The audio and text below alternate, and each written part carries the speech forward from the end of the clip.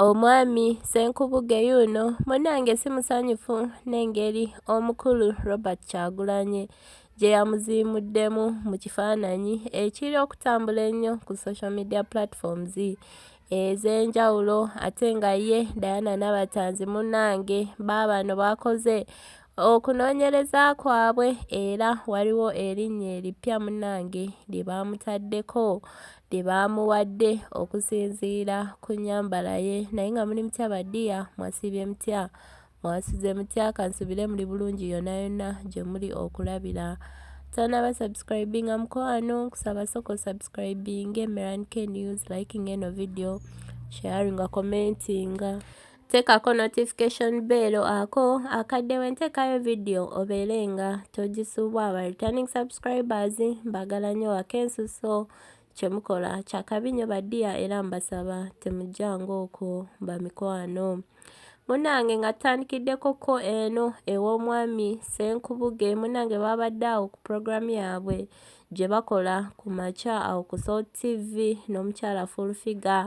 munnange Fullfigure yabadde ayogera ku Bobi Wine nga walina omutima omubi nga watakwatagana na buli muntu agenda ayogera ku buli muntu munnange Ssenkubuge n'ayisaawo ak'ekifaananyi kuba waliwo ekifaananyi ekibadde kitambula ku social media platforms ez'enjawulo nga Bobi Wine ali ne Ssenkubuge naye nga mu kifaananyi Bobi Wine alinga amuziimula so munnange naye yavuddeyo awo n'akiyisaawo ng'alinga naye atali musanyufu olw'engeri Bobi Wine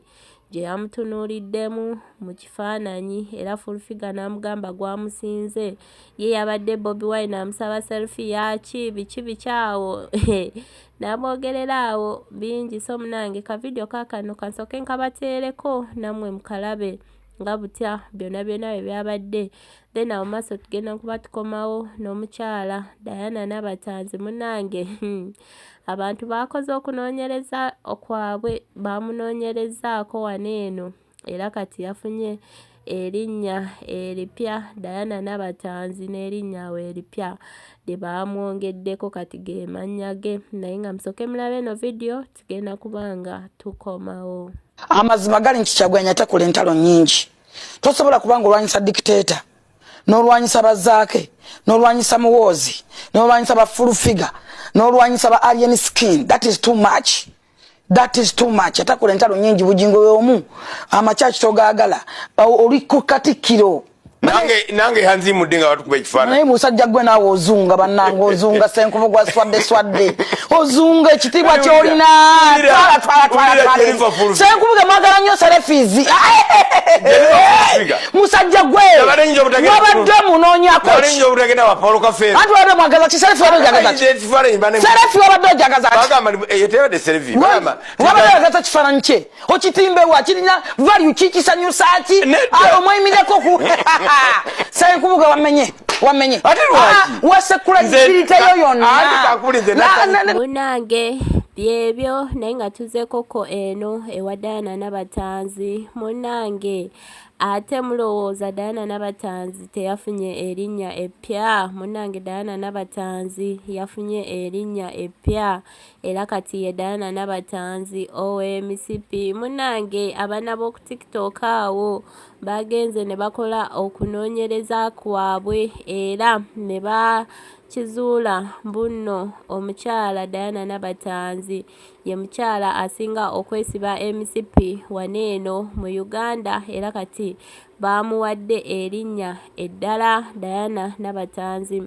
OMCP era bagambye mbuno alina wardrobe namba ya MCP alina kisenge kiramba kya misipi akyusaako bukyusa munnange eryo lyerinnya eppya lye baamuwadde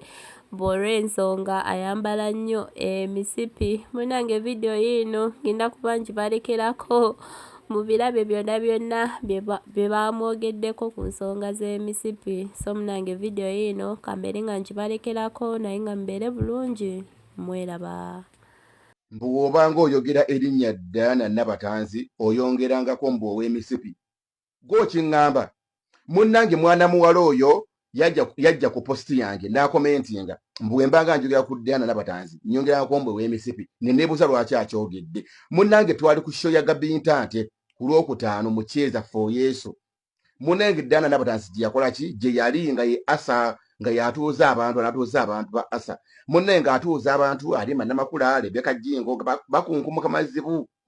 nze yaliyo ng'amazina gakutte ejjembe munnange Dana Nabatanzi nga yeetala okufa ng'akoye jjukira Dana Nabatanzi yakyasize okutunda tebo mu bivulu byakye by'omu Kampala wano era ku kyalo Mannamakula yali bize nnyo buli kivulu kyonna akyenyigiramu naye mu kyalo kyonna Miro wali ku Papa Sport saamulaba ndowooza yali bize nnyo saala watunda tebo saaba we yeetala munnange ne ŋŋamba lwaki agayembu nno nyongerako ow'emisipi kwekola okunoonyereza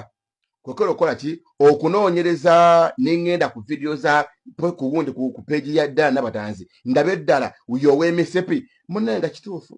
alina oddrop namba Kisenge na Ddiiro mwana mujjudde emisipi gyejjudde giti tobuuza era Dana Nabatanzi ku kyemisipi kyo alina luumu namba alina showroom namba akyusako bukyusa neyesipa bwa green neyesipa bwa babye gye munyumira alina ebbina limu naye alina ffiga ye 9 ennungi nnyo emutuulako anyumira emisipi munnange ne ŋŋamba sijja kwogera ku bantu mwesonyiwe Dana Nabatanzi bannange mumuveeko temuddamu kumwogerako mumuleke yesipa emisipi gye paka bw'alikoowa